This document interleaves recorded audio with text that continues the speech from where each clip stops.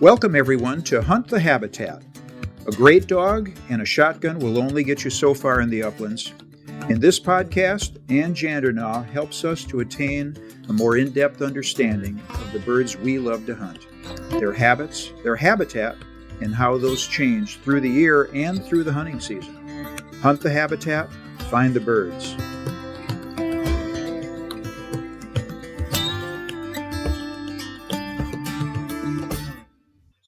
Hi, everybody. Welcome to another edition of Hunt the Habitat with Ann Jandernaw. And this is our opportunity to spend time with Ann and talk about birds and dogs. And it doesn't get much better than that. How are you doing today? You forgot bugs.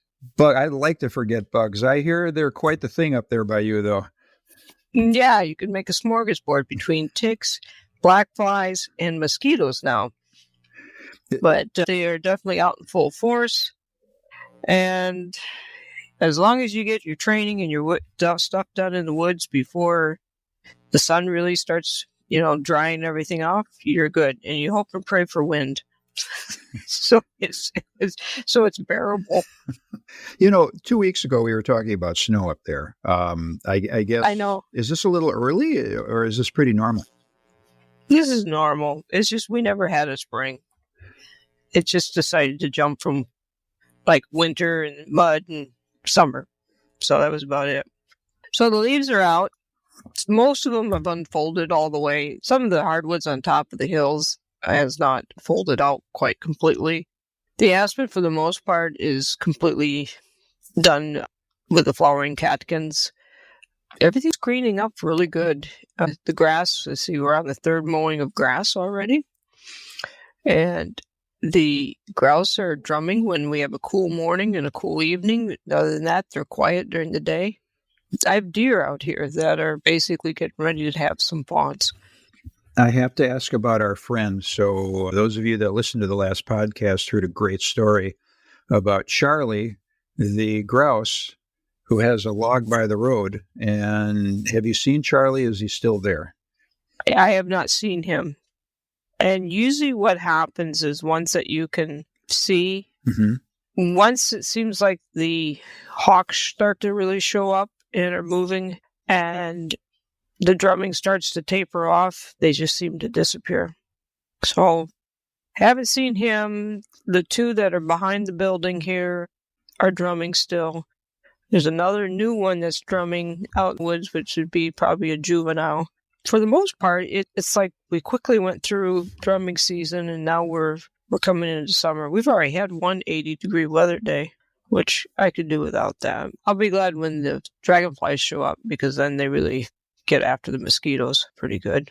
And, going all the way back to our very first podcast, you had said that with the late spring and with, those blizzards coming in late in the season, that when the mating activity for the grouse happened, it was going to happen very, very quickly. It was going to be like a frantic 3 or 4 days, and then it was going to die down. It seems like it's kind of held pattern. Yeah, we're past that 5th of May.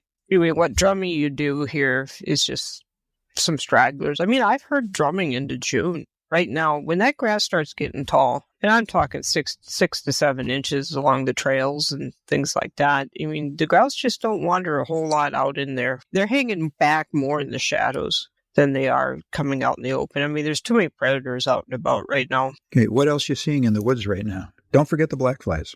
Besides ticks and the mosquitoes. Started out with the ticks, the black flies, then the mosquitoes. Fiddleback ferns have basically totally unfolded. Right now, we're starting to get the bunchberries and some of the lily out of the valley, and that's usually an indicator that not too long you'll have some grouse being born. There's been woodcock chicks already born, and pretty soon the grouse will be having their little ones hatch. So now's the time to sort of watch the weather patterns up here. For those of you that are wondering, well, what's it like? From here on out, watch the weather patterns for about the next 5 weeks. And watch where it really floods, or if it rains really hard, or if it's just nice weather. Okay. Yeah, we could certainly use a good hatch this year to help build things up just a little bit. How grouse chicks develop.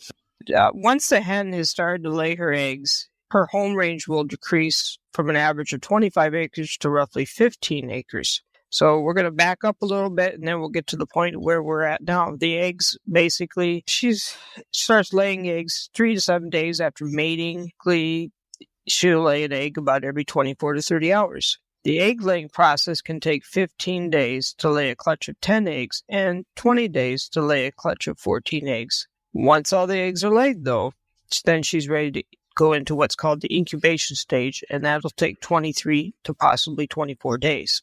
She leaves the nest for just a very short period of feeding time, and when she leaves the nest, when I've watched this, she'll actually take a few steps out, get a little ways away from the nest, and then flies to wherever she's going to eat. And then she'll do the same thing. She'll fly back to almost to where the nest is. And it's interesting. I've watched them when they're feeding, and it's like she's so focused on feeding. She knew I was there, but it just didn't seem to bother her. And she'll sit through that nest through rain and foul weather, just terrible weather, just to stay on top of those eggs. And so one of the things we don't realize is that when you've had a really long, hard winter, the hen has gone from typically what she has is an average weight of 600 grams in the late fall to possibly 520 grams by mid-March. And she'll gain a little bit of it back before she starts the egg laying, but many times, her weight will be down by the time she's done laying eggs and sitting there on the eggs to 500 grams. So she loses quite a bit of weight. So it's really important for these birds to not be pressured as much during the winter. They already don't have a lot of fat on them. And if the winter's really severe, that just takes them down even more. So it's really important for them to go through the winter and hopefully have good cover and good food. And then after that, be ready for the breeding season and then taking care of the eggs. Definite correlation between the hen's physical condition will actually influence the number of eggs that she lays, which would seem normal. For the grouse chicks, once the first egg hatches, it usually takes from 8 to 36 hours for the remaining chicks to hatch. Grouse chicks are born with what's called an egg tooth, and that, of course, helps them to break open the eggshell. The size of the chicks is in direct correlation to the health of the hen, and that is in correlation to the severity of the winter. And again, when we talk about the severity of the winter, we're talking about A, temperature, and B, snow conditions, correct? Snow conditions and snow depth. All of it, like you're saying, goes together. How soon does it get cold? What if the fall's really horrible? That's adding like another month onto it. So any time now, I think in the next few weeks, we're going to start having chicks hatch. And that's where we're at. How do grouse chicks develop? So I'm going to talk about the first week of a chick's life. If you think about the first week of a chick's life, in the process of breaking out the egg, the chick absorbs the yolk sac, which enables it to go without food for 2 or 3 days. Which that was pretty cool. I thought that was a neat fact. And a newly hatched chick is about the size of a man's thumb and weighs about 12 to 14 grams. Or you can go grab 3 nickels and hold them in your hand and get the general idea. By the second day, the chicks are already trying to eat insects. And by the third day, they're feeding right now. The reason for insects is because of the protein. They need the protein for the development of flight feathers. By the second day, a chick can jump over 6 inches off the ground. That's more than I would expect. That's a lot more than I would expect. Yep, one day? Yeah, this has been documented. I think it was Edminster that Edminster and Bump wrote a lot of grouse informational books, and they're mainly for out east. Whereas Gillian is Cloquet, and he was in Minnesota. So by the second day, a chick can jump over 6 inches off the ground. By the end of the first week, that chick has gone from a coat of fluffy down to having some of the primary and secondary feathers starting to develop, with the largest already being 2 to 3 inches long. Wow. Yes. And when cold, the chicks still go underneath mom, and they'll seek refuge under there. So they hatch. They absorb the yolk sac, so they can go 2 to 3 days without food. By the second day, they're trying to eat insects. By the third day, they're feeding themselves pretty much on their own. And they need to eat insects for protein for development of flight feathers, which the flight feathers will be 2 to 3 inches long by the end of the week. And they can jump over 6 inches off the ground, but they still seek mom for refuge.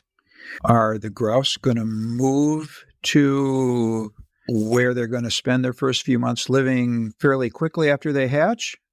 Oh, yeah. Yeah, they start moving. And that's where it's sort of detrimental when a hen has a nest and a hatch down by the tag alders, because those areas definitely can flood. Mm-hmm. And what happens to something that's downy coated and it gets wet? When it gets wet. It's the end of it. So hopefully the hens are a little bit higher up in elevation, on the edge of maybe tag alder into aspen. But yes, she's going to move from a more open area because the hen likes to see what's around her while she's sitting on the nest. So it needs to be more open. And the areas where I've found hens is basically either young hardwoods that are a little more open.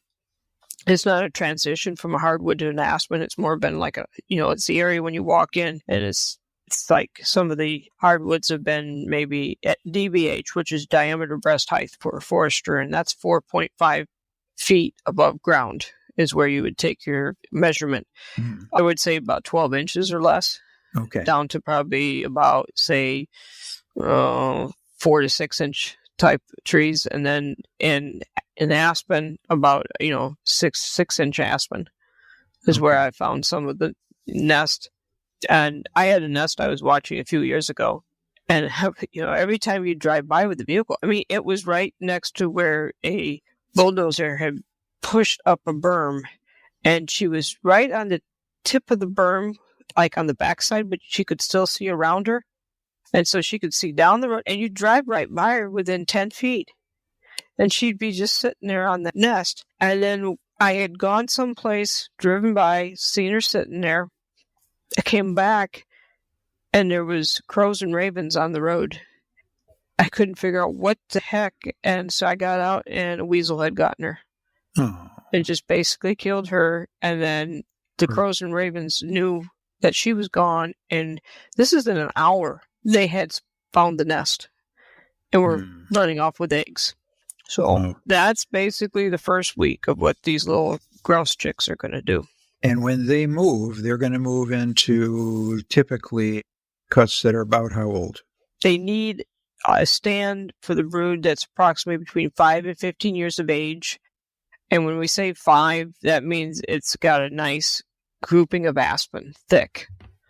It needs a cover. Mm-hmm. And it can go to 5 to 15, but that 15 better be good quality. The best ones I've found is somewhere between, 7 and 12. They're going to have to be in the better part of it. The more open patches that the canopy has, the more it changes the ground cover. So when you have an open patch in the canopy, you get weeds.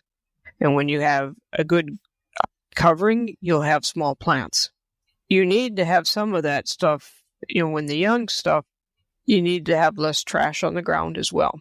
Somewhat of a clean floor. They're not pheasants.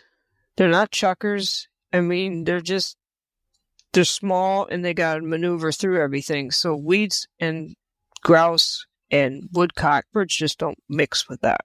So, and their brood range will be basically 14 to 44 acres.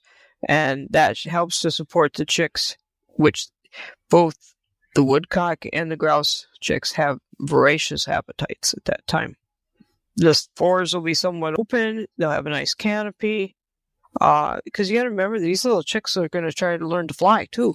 So what better place to do it when they got a covering over them? It's not like they're trying to fly up above the covering. They're just going to be flying little jumps in under it. Well, yeah, they've got to strengthen their wings. Mm-hmm. Now, will the brood ranges of different hens and their broods overlap? Yes. Yeah, I got chased by 2 different hens about 10 years ago. One nice cut.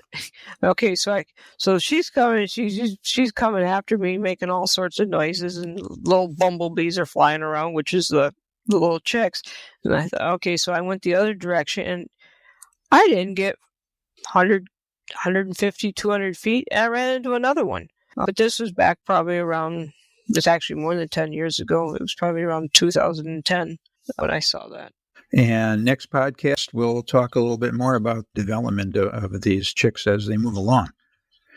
And my understanding is that we had a question submitted by one of our listeners. And could you talk about that a little bit? Yeah, it was a gentleman named Gary down in Corbin, Kentucky. He asked what to really go into and explain in depth. He understands why we have the prime cut, but I always say prime and marginal.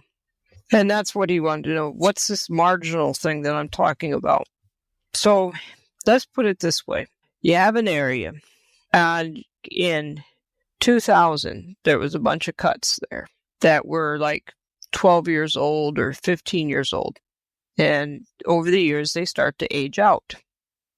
So as they age out, most of them will not have that great a habitat. Some of them will just fall by the wayside and never be used again.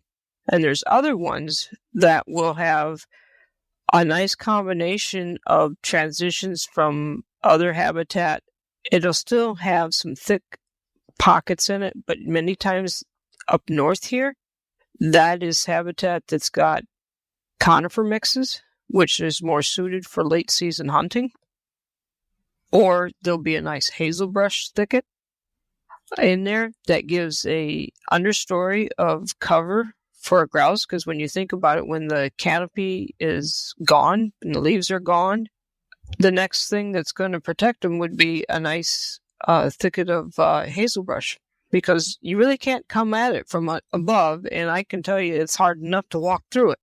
All you can do is circle it, and it seems to be that a lot of Minnesota's hazelbrush is thicker than even our hazelbrush here in Wisconsin.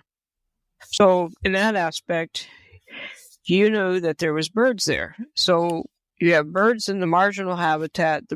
It's starting to get old. The birds are going to go and seek habitats that's more suited to their needs. So if you have the prime habitat coming up nearby that, say, maybe is 8 years old or 9 years old, where's the birds going to go? They're going to seek this new habitat. Well, the new habitat is the next generation of cuts coming up. And it just keeps repeating itself. So you have an established area of where there were birds. You've got a group that's got to go somewhere. So where's the next nearest bunch of cuts? And that's what you're looking for. You're looking for these clusters where a population could build up. And that's why also you do drumming counts.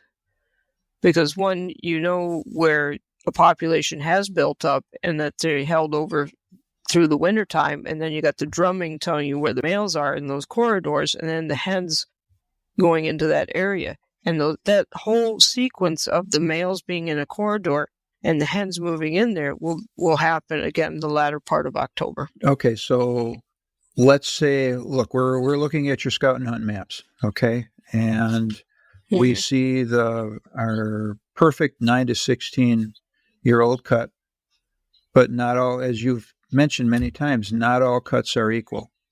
We're maybe looking for some 20 to 25-year-old cuts adjacent to or very close to these to these 9 to 16-year-old. You're looking for the blue habitat I've got identified. Those marginal cuts, those cuts that are just starting to age out, are in blue. Okay. So you can see the clusters of blue, and then you look for the clusters of red. And the age of the blue is? It depends. I started to cut it off at 20 years, and I had some guys ask if I could have it a little bit older, because they still had some areas that they liked. He said there wasn't a lot of them, but he says there was areas that they were finding basically were still holding birds. Those areas got either a great hazel brush component to it, or a tangled mess of something in there where those birds can get into that a predator cannot get at them. So there's something in those that give that bird the chance to go feed late season. Okay, come out of the cover where they got protection, have cover to where they need to go feed, and then return. Because everything has to happen in a small area. Right. So it's like I've mentioned before, it's one-stop shopping. And it's not like they're having to use a huge area, but the more males you have in a group, the more hens can then shift from one area to the next. it's these corridors, and really are a corridor, because the hens, each male has to have an area that supports them year-round with food and cover. And the hens are by nature genetically pre-designed to go into these places because the male habitat can support them during the wintertime. And the more males you have, the more birds it can support, the better the cover is. That's the reason I do the drumming counts, is to find spots like that for late season. And it's not so much like some people want to hunt and everything, and I do hunt. Mm-hmm. I do carry a gun from time to time, but I also spend a tremendous amount of time training dogs. And so for me, we'll shoot some, but I want the opportunity to track, release in a dog to keep its composure, knowing that this is the game we'll play. You may end up with scent. You may end up with hearing a bird flush, or might flush wild on us, or we might have a shot and something happens. The shot and something happens doesn't happen a lot. Success for this dog is basically the tracking of the scent. If they had to count on me hitting it, they'd all go on strike. I think you could say that about an awful lot of us. That's one of the beauties of grouse hunting. It's about flushes. Thank goodness it's not about harvest. It's about flushes, thank goodness. Well, it was funny. I'd have guys call me for guiding. You'd get someone, you could tell that all they've ever hunted was pheasants, and they thought the pheasant hunting, well, that's how grouse hunting should be. And what's a clear cut? And I thought, oh boy. What's tag alders? And I thought, oh no. How many guys can I put in the woods? Can I bring 12? No. What? I don't want to guide 12 guys at once to a clear cut. What a disaster. Basically, take about 1,000 broomsticks and stick them in a house, and then just weave yourself back and forth in between it, and once in a while get slapped in the face by some limbs. And it's typically the time you have to shoot is 1,001. I thought, that's it. That's all you have. It's very fast, quick shooting. And they were sort of like, does anyone kill anything? Only by accident. I've had some guys that were just tremendous shots. Oh, yeah. I mean, this is the type of shooting that you see down south on quail, where the quail goes over the top. They've got the gun right straight up, and they just whirl it and drop that bird. They go from one side to the next. It's amazing what I see them do sometimes.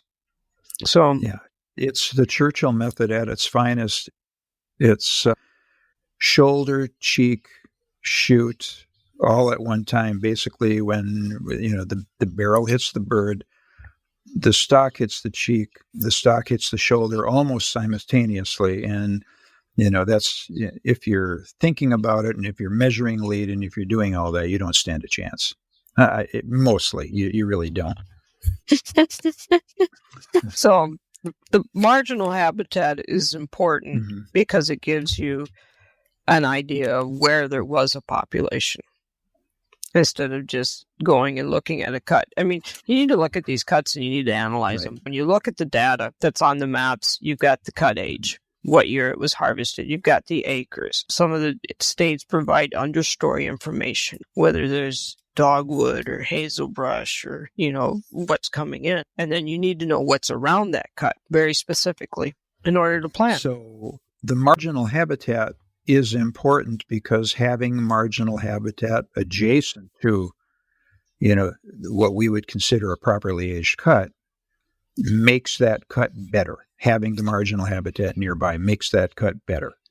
Yeah, it does. And then the other part that people don't think about is we're thinking about all these birds being in the prime cut or on the edge of the prime cut. But let's just say you have one grouse. And this guy, he found this area and he likes it.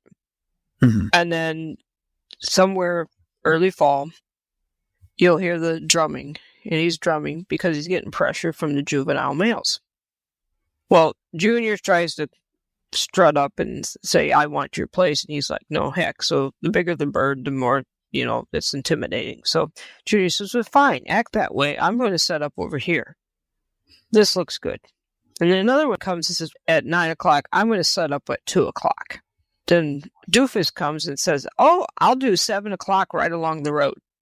And so as a population goes for grouse, somewhere those three, maybe two of them was good cover, and number 7 by the road is going to get picked off.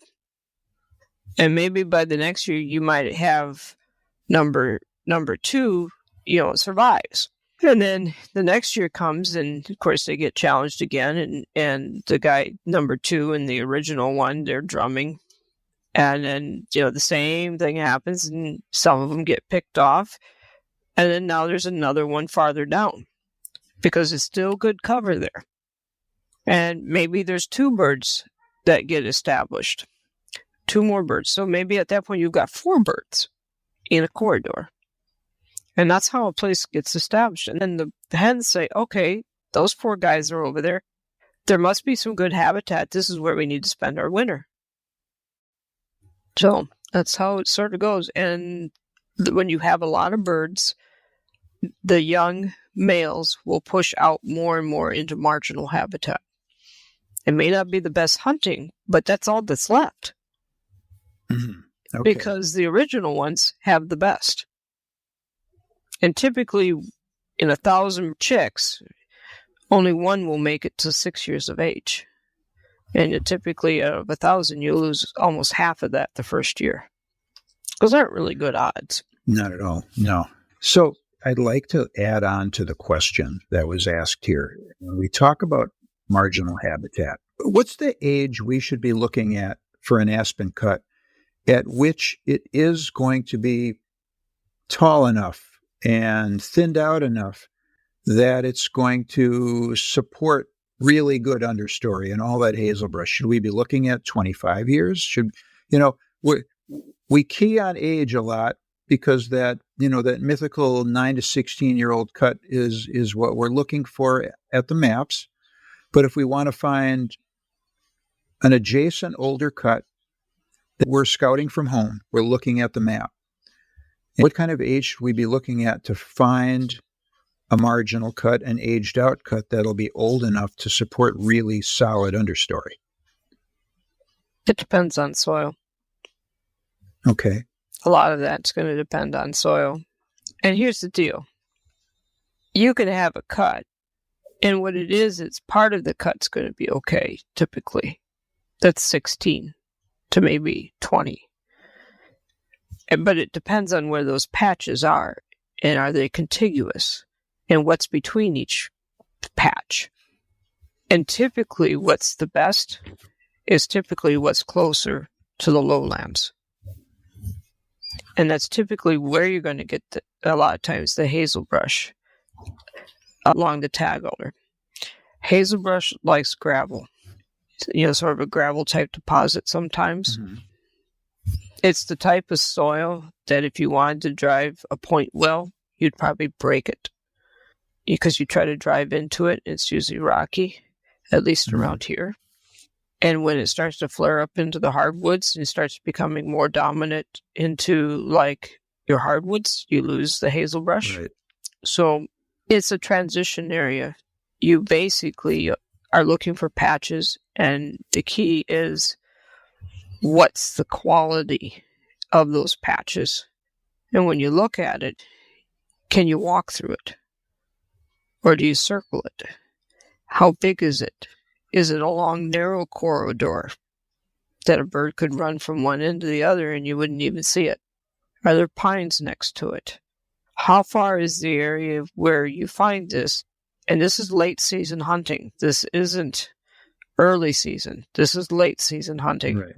Right. How far is it from something extremely dense that when the bird flies into it, it just disappears? And usually you're looking at one quick flush.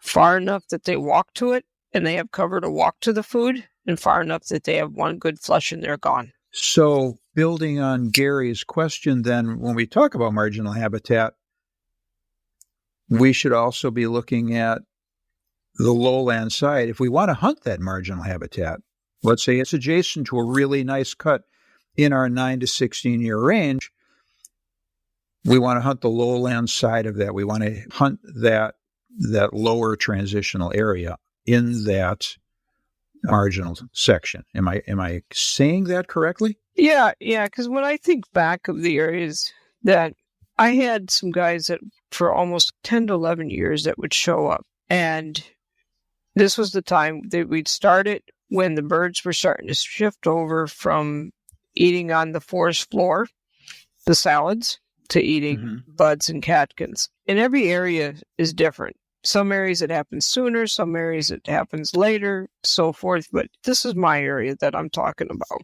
I can remember some of the cuts that I found, and I think about them back in my mind. You end up, when you have hunts, you replay them back in your mind. And I was finding places with hazelbrush, with conifers, and bands, didn't have to travel very far. And that's what they want for the wintertime. And I remember this one place I would hunt that it would wrap around the bottom of a hill, and the top of the hill was hardwoods. The next band was transitional habitat. And then there was a couple pockets where it would transition. But then as the cut got older, I was hunting closer and closer to the hazelbrush and the pines. But you got to remember, they can run out the back end and into the pines so quick. And you got to spend a lot of time blocking, and then also teaching your dog to block and allowing you to block too. And if two of you are hunting together, you need to teach the dog to hold the bird at the beginning of the pines. You and your partner one goes to the left, one goes to the right, and make sure you can see each other when you hit the end of the pines, so that you got the left side covered and he's got the right side covered, and you can release the dog and say, okay, or whatever your release command is. And that dog starts working down those pines. So it could bust out either way. And I would teach my dog to do that. And then during guiding, I would always stay back with the dog and position people at a 45 from the end of the pines, or at the end of the hazel brush, or whatever it was. And you don't want to come up right along those edges of those pines or the hazel brush. Take the pressure off of that bird. If the bird hears the sound fading, they're not as threatened, versus if you keep pushing close and close. So if you push too close, you'll flush the bird yourself. Instead of holding the bird in the center, you will move that bird, and it'll actually come to the end before you're to the end and flush out on you. So it's almost like going out just a tiny bit and coming back. As long as you two can see each other across the end of it, and then each of you has a side, you're good. And then I would stay back with the dog, and then I'd tell the guys, I'd tell them, I'm going to say okay loud enough that you know. And a couple times said okay, dog went in a little ways, a couple birds come out, and they got all excited, and they shot, and they forgot to reload. And I'd be hollering at them, said, if you haven't reloaded, get reloaded. There's another bird in here. And then, so then one guy decides to say, well, how do you know there's another bird in there? I said, do you have your shotgun loaded? And I hardly got that out of my mouth. And the bird flew, and his buddy shot it. And he says, Jay, you just keep asking questions. I love it when you do that. And the guy says, how the heck did you know? I said, well, the dog is still pointing. I said, but he went in, and you had some birds come out, but he still held point. So there's birds still there. At that point, that bird was like having a showdown. Do I go? Do I go? Do I go? And then finally, boom, he goes, because grouse don't all flush at the same time. It's typically staggered, but we're all usually caught with our mouth open, like, oh my word, what's happening? Well, our mouth open and our guns empty. Gary, we hope we answered your question here. You got a lot in there about shooting. Okay, but we also talked a lot about marginal habitat. And as you talked about marginal habitat, Ann, you talked about hazelbrush, and you talked about Minnesota having more hazelbrush, thicker hazelbrush, and that's a great way of leading in the next thing you wanted to talk about today, and that is the last podcast you talked about Michigan, more specifically the UP, which is kind of your home grounds from back when you were in the logging business, and today you wanted to talk about Minnesota. Yeah, I think Minnesota is pretty cool. It's such a variety. You'll have to do the adding, okay, as we go on this one. You're going to make me add again. Well, like I said, better than me in my cooking. All right, I'm ready. Okay, if we're going to deal, there's 2 national forests in there.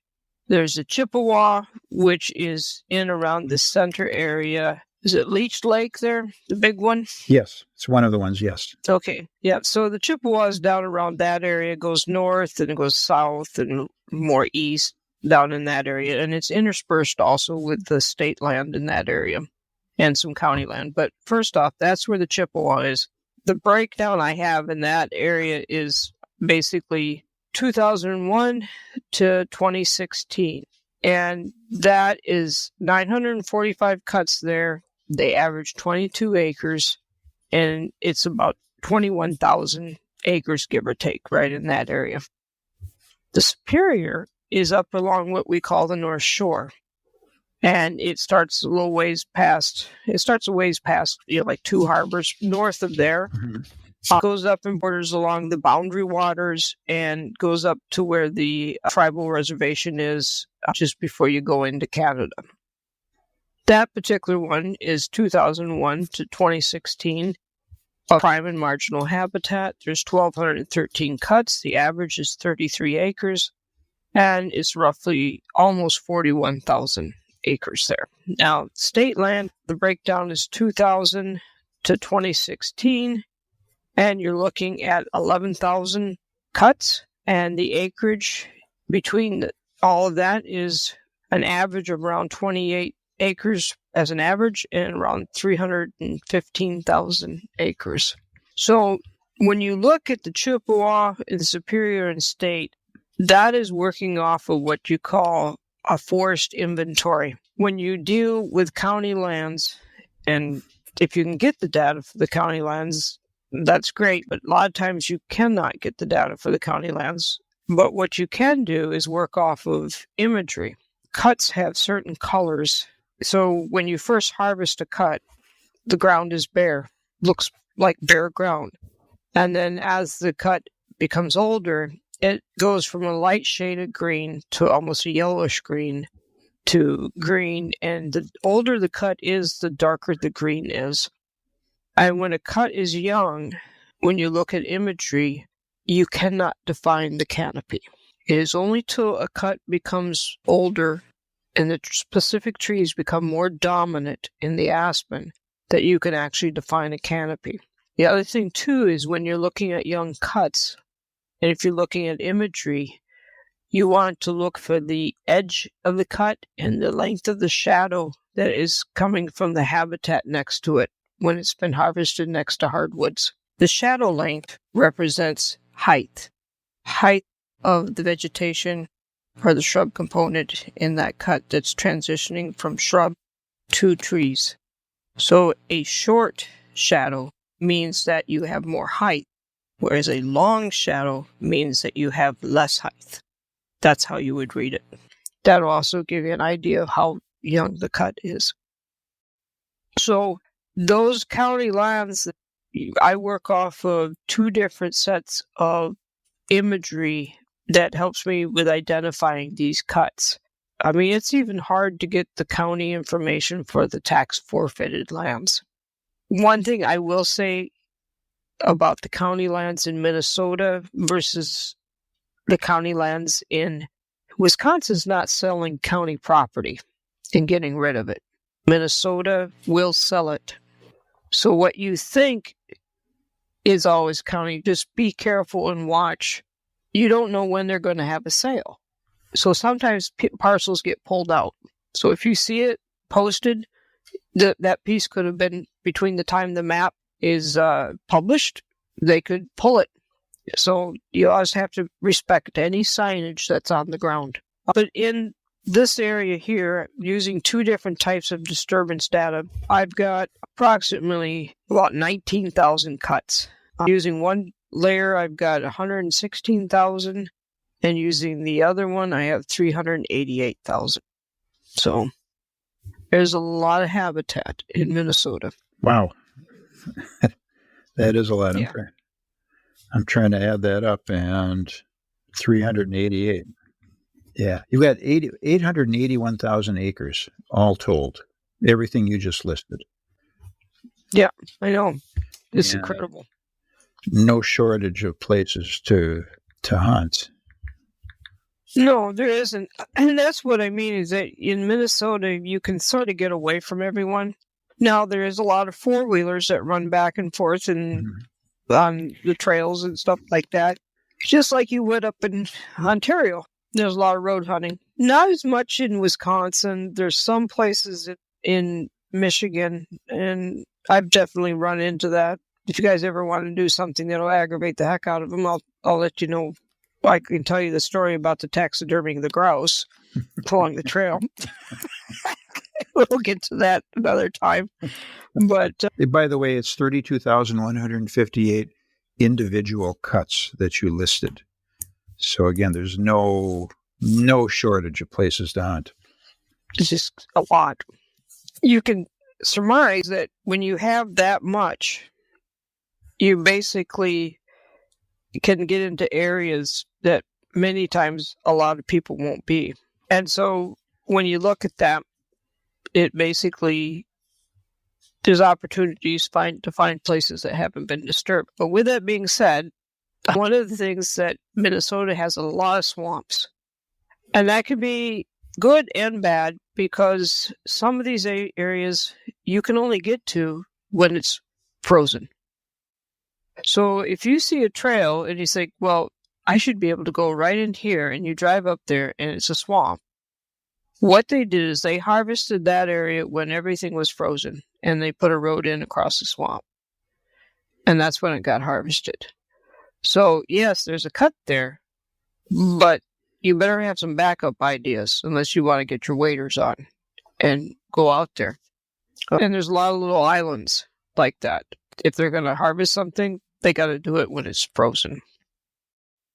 Some of us listening here are people that we hunt the UP or we hunt Wisconsin.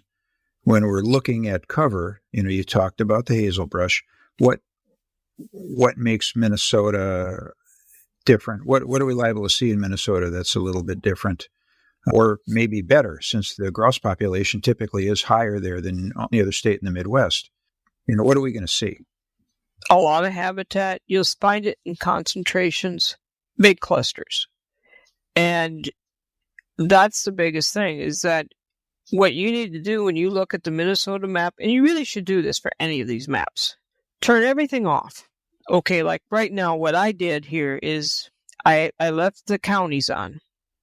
And so the counties are on the bottom. And then you're going to, on the Chippewa, I turn a layer for prime and marginal habitat. You can actually see where the concentrations are. So you can look at it and say, oh, I should be in the northern part of this county, not way down south. If I position myself in the northern part, I can also get to the bottom of these two other counties and work that area. And that's how you do it. So you look to find your concentrations. I'd zoom in on it. I'd bring in the trails, and I'd look at the habitat that's surrounding it and how much is swamp. Couchiking County, lots and lots of swamp, especially as the farther west you go. Like I had one guy call me, I think it was 2 weeks ago. He was going to go hunt the Boundary Waters. Boundary Waters does not have that much in cuts. But he never hunted grouse. So he wanted to go up and hunt the Boundary Waters. Well, I found out that he's close enough that he can get to cuts that are on state land. So, and then you just explain it to him. And I sent him some screenshots, and I said, okay, so now you see where the concentrations are. They're not where you were going to go. So don't make your plan to go down one specific trail and you were going to see birds, because you're trying to walk these up because you don't have a dog. So this is where you need to go. And so that put him in the right direction. But you will see clusters. So whether it's any of these maps that I do, turn all the extra layers off and just be looking at the county and be looking at the cuts and find your clusters and then work out from there. Okay. Kind of finishing up on Minnesota, though. Lots of birds. The flush counts typically are some of the best in the country, certainly some of the best in the Midwest. And as you just highlighted, lots of places to hunt. And I took the liberty of looking at their seasons this year. It's September 17th to January 1st this year, which is, pretty typical. Kind of mirrors Wisconsin. It's a bucket list trip for a lot of us. Those of us that have not hunted there, it's a bucket list trip for some of us. Neat state, beautiful state. Some great state parks. My kids have got to spend some time in Ely. We vacationed up there a few times, and we've stayed at Bearhead Park, which is a wonderful park. We've got several other really, really nice state parks, up in grouse country. They know tourism is important to them. They take good care of the people. You have puppies.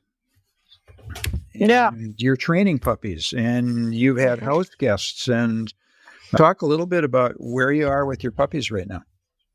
They're all collar conditioned now. Got that taken care of. They've all got the bell used to them. They're all going with me in the woods. And I've only had them for a couple weeks now. We're working on scent. We're working on letting them get scent and double back and work it. And then we're working on the word leave it, the tone to come back, and the whistle. And I'm combining a bunch of different things that fits what I do. They have seen some birds planted for them, but like I said, I don't do a lot this time of year. I have one area that is not going to have any young chicks or anything that I bulldozed and took all the trash out of that area, and it's a small area that I can be in. It's right next to the kennel, and I've got trails going through it. And it's just a small area enough that within 15, 20 minutes for each pup, I can get a lot of things accomplished. Basically, you got the collar part accomplished, you get your commands accomplished, scent accomplished, you get winding scent accomplished, and a possible dead bird put out for them to find. And we work on retrieving. We're at the point, I've got a half of them they get the bird, they look at you like, my bird. Nope, I'm not bringing it back. Nope. Then so we're having a little, trying to reel them in a little bit and practice that. So they've gone back to, okay, I know you know how to go in the woods now. A lot of them are learning to quarter and go off the trail already. So starting next week, I'll start to introduce the starter pistol. So it's all falling into place. And then I had a gentleman fly out from New Hampshire to see his young pup where it's at. So the pup would spend the night with him.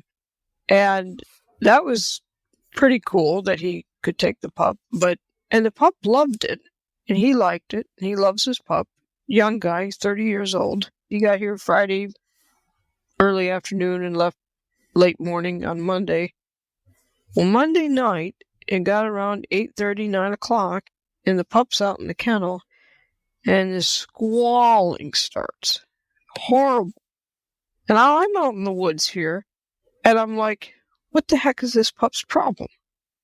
And it just goes on and on and on. I'm thinking, this can't keep going on because a wolf or a coyote's going to come in and just think that there's basically an animal injured or something. If we're going to go check this out, it's like a calling card. So I go out there, and it dawns on me what he had said, that the pup had been in bed with him. Now, I don't care who does what. There's some guys that just cringe at the idea. There's other people that are like, oh, yeah, we do this, whatever.